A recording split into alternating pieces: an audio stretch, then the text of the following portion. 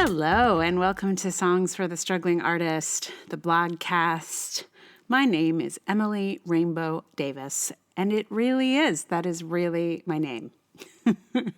I heard about a young listener that I have who was curious to know if it really was my name, and it really is. As some of you know from a previous episode, so I haven't changed my profile on there's this thing called what's it called? Playwrights Exchange, New Plays Exchange, something, NPX. And it's a place where playwrights will post our plays. So if people want to produce them, they can read them. And my name there still is without the rainbow. I'm trying to decide if I want to add the rainbow. I mean, of course I do, and I probably will. But it's interesting on the plays, certainly on the earlier ones.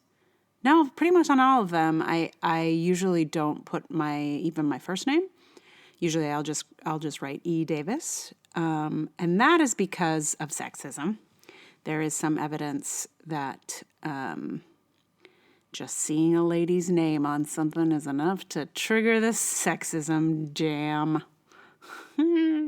So for a really long time, I've just put E. Davis in the hopes that somebody would give me more respect as, say, Edward Davis or Edgar Davis or, other names that begin with E that are not ladies.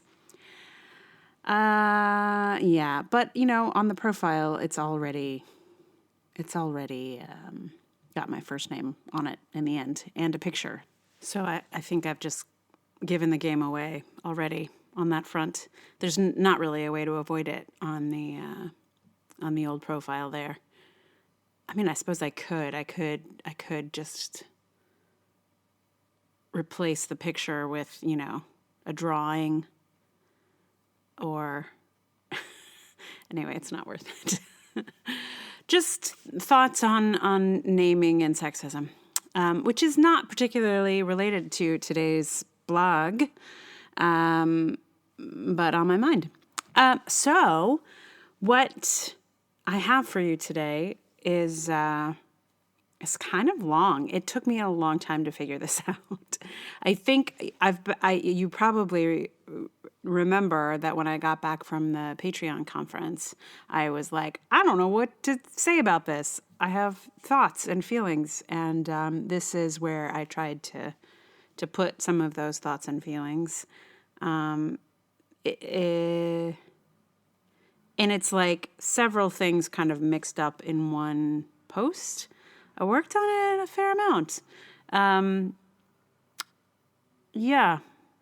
This one may have been self-defeating, but in a way, that's kind of, I don't know, that's what I do.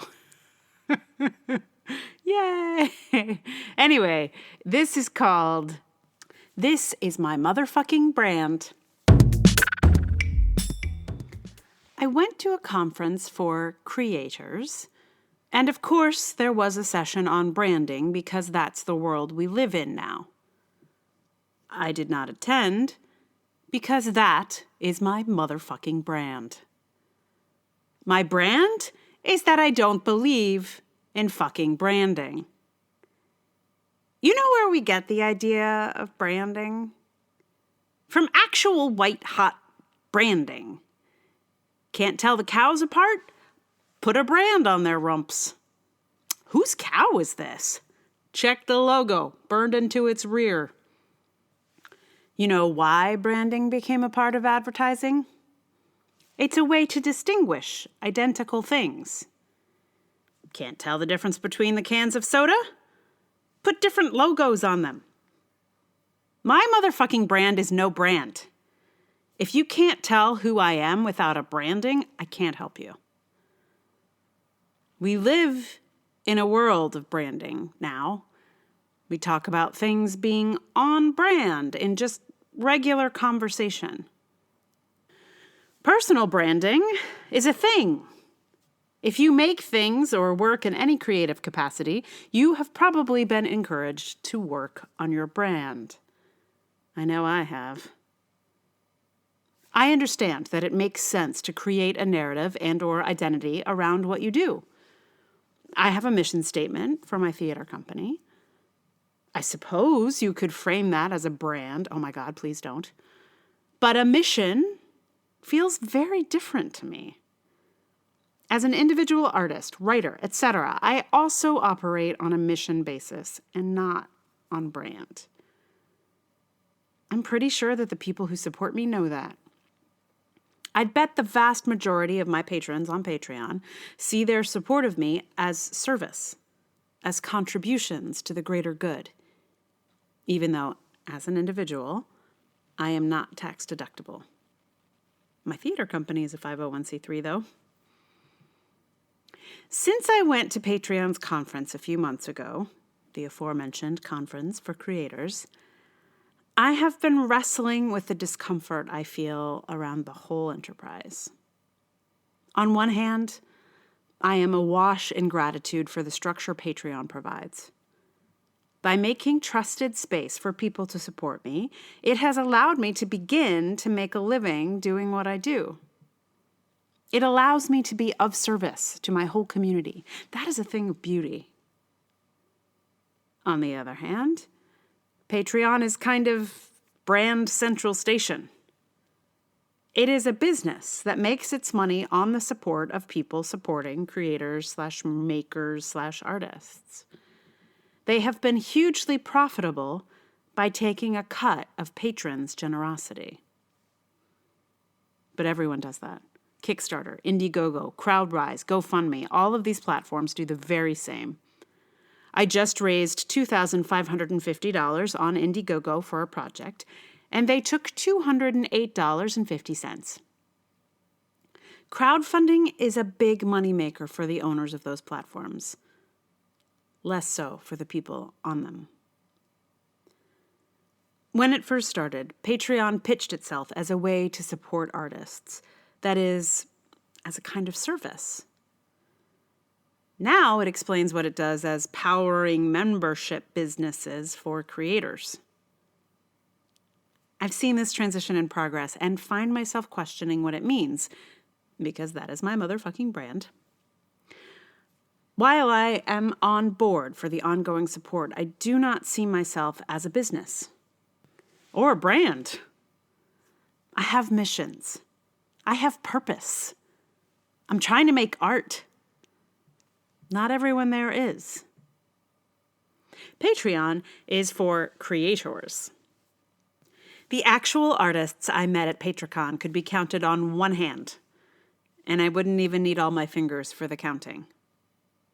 I did, though, meet a guy who puts casts on people. Not like sculptural casting. No, casts, like for broken arms or legs, but without injury. I mean, no disrespect to Kevin. He was a very nice guy, but he's not making art. He is making money, though. Unlike me, Kevin makes money.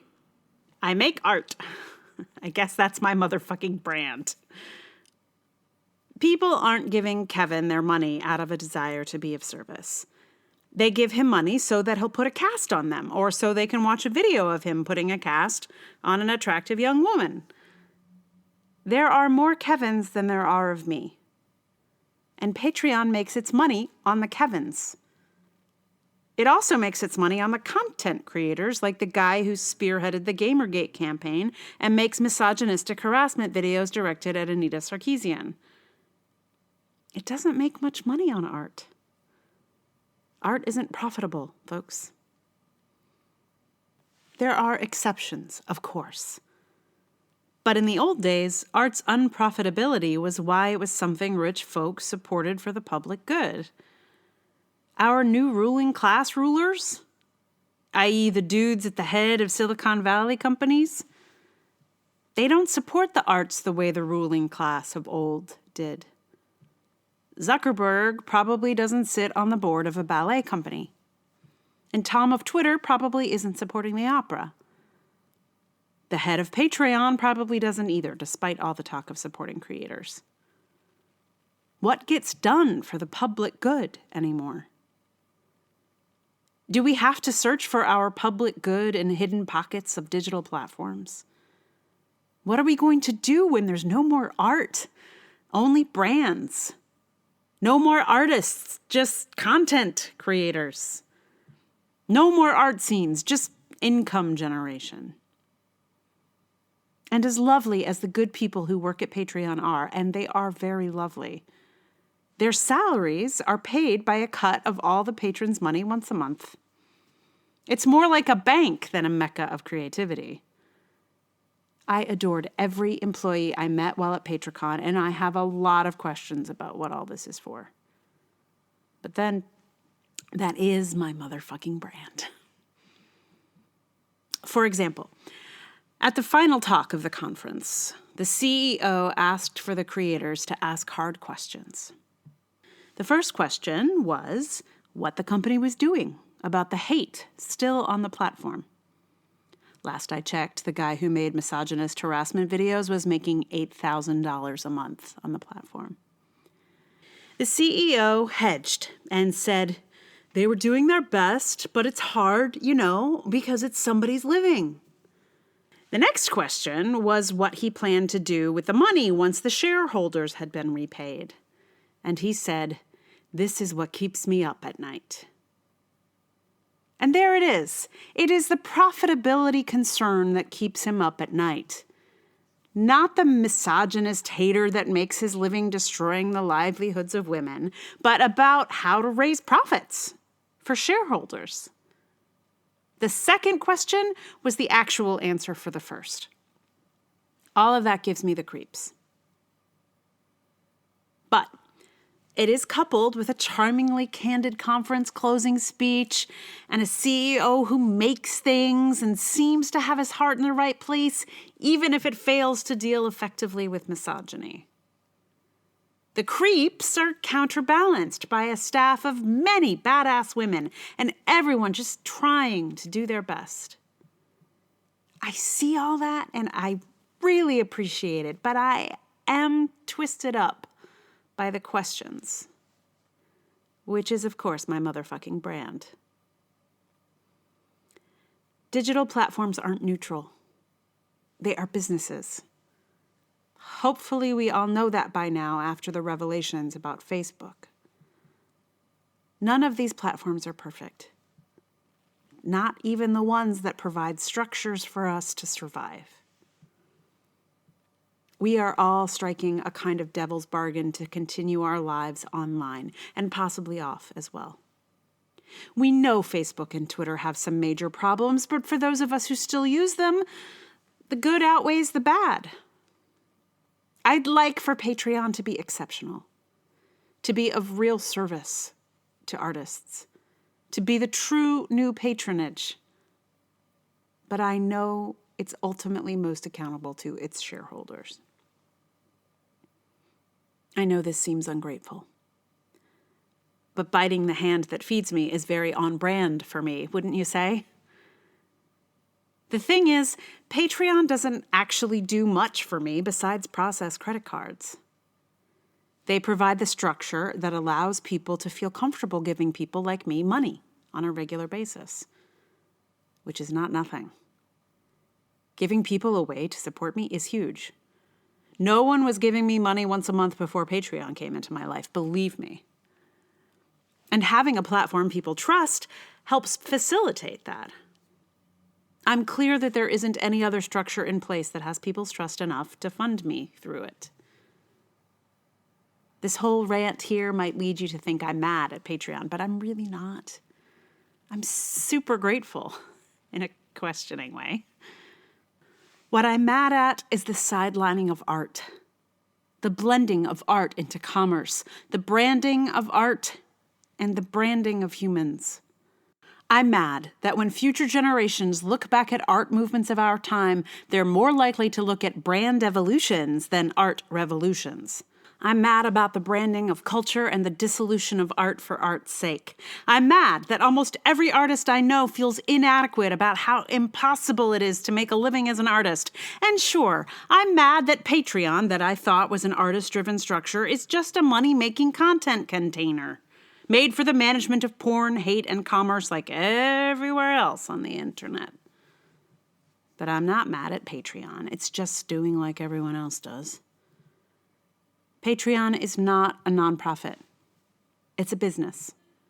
Currently, it's a business that provides a structure that allows people to support me. Alleluia. But businesses are not neutral. They exist to make money. Art does not make money. Content does. Content needs branding. How am I to know which content fits my personal brand if the content doesn't have on-brand packaging? And still, I know enough about branding just from living in these times, breathing this capitalist air, to recognize when I'm falling into branding tropes. I can't help feeling like not having a fucking brand is just another way to have a brand these days. Like one of those ironic ad campaigns. And what the hell am I selling? My Patreon page? My second Patreon page that I just launched? I don't actually think I'm doing a great job at that, if that's it. Though it is sort of on brand for my Gen X anti-selling. Ack! Is there nothing unbranded anymore? Can we not live without labels and brands and logos and such? Is my motherfucking brand really not having a motherfucking brand? How do we shake free of this branded world? Hey, so you want to join my Patreon now or what? I have now two. The first one is the same as it ever was, and the other one has 0 patrons at the moment. So, yeah, I'm doing great. I'm doing really good at selling my shit. But this is what I do. That's how I roll. Yeah. I mean, here's the thing. There's literally nothing else. Like, I searched. I really did. When I first learned about the harassers, Anita Sarkeesian's harassers, I did a bunch of research. I think I did a podcast about this back in the, I don't know when it was. But anyway, I looked to see, like, is there anybody else who is legitimately doing, so, that I could just, like, replace Patreon with? And there was nothing. And I think that the issue is that everywhere is a business, right? So people do this stuff because they want to make money. And there isn't a nonprofit version of Patreon, for example. I feel like that's the thing that I need is like, we just need stronger nonprofits, and we need digital nonprofits that are supporting the arts, that support artists, that can like do this job, but, actually be of service. Because, I think Patreon is great for the people who have a following, who like, I made a friend at Patreon who makes like advice videos. They're great. They're lovely. It's good. That's good. And she should be paid, and Patreon is the way to do it. But there's just like no pocket for somebody who is just like making art, like for the public good. And that's the team I want to be on, but it doesn't exist. So in the absence of that existing, Patreon is the current way. And they are good people.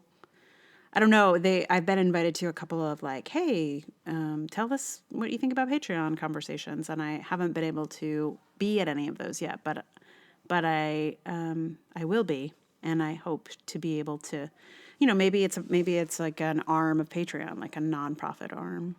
I don't know, but it feels like there's like a whole world of digital stuff that needs to be like decapitalized.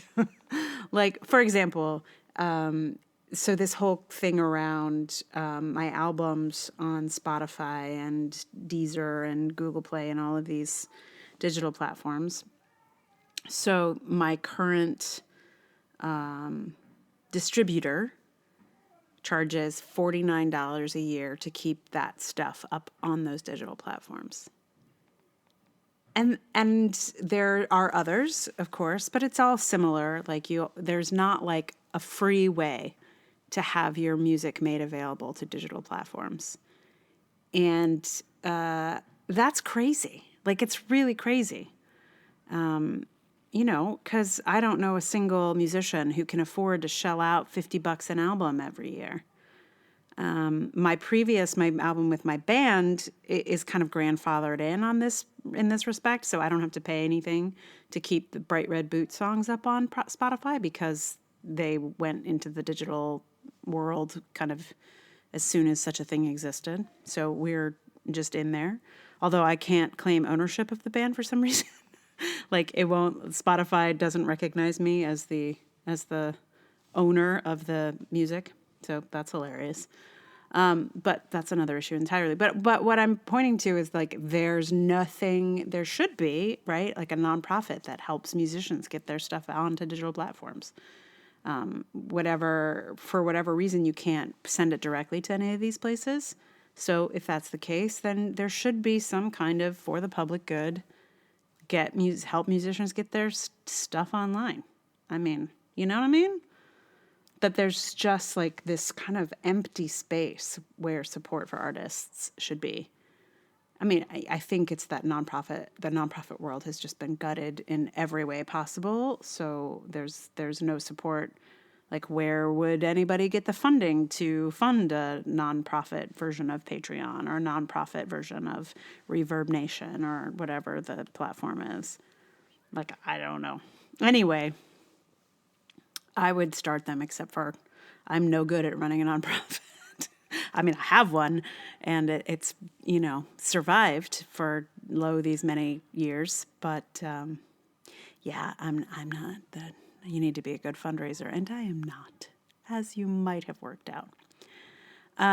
Yeah. So anyway, all of that to say, the song for today, given how this is what I do, all of these things, my response to the Patreon stuff and thinking about things. Anyway, I thought Rhett Miller's song, This Is What I Do, would be appropriate for this episode, given that this is what I do. His This Is What I Do is a little bit different, but I do love this song. So here is Rhett Miller's This Is What I Do.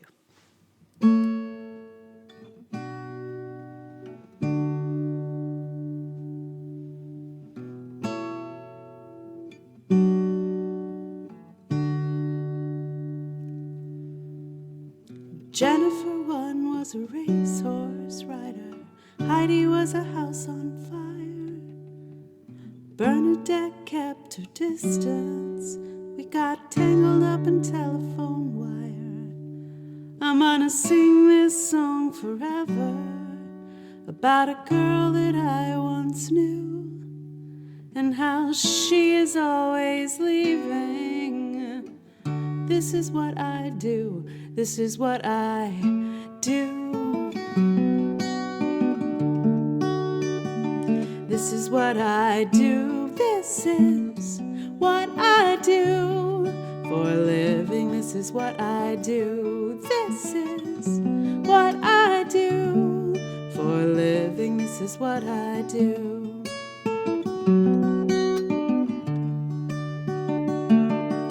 In another life I was a holy roller. In another lifetime I flew. I have always kept a distance.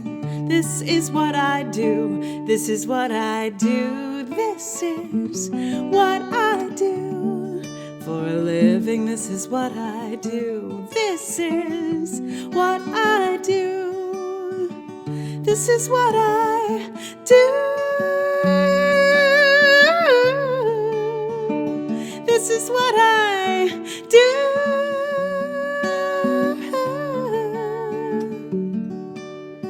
Every one of us has a secret rhythm beating like a drum.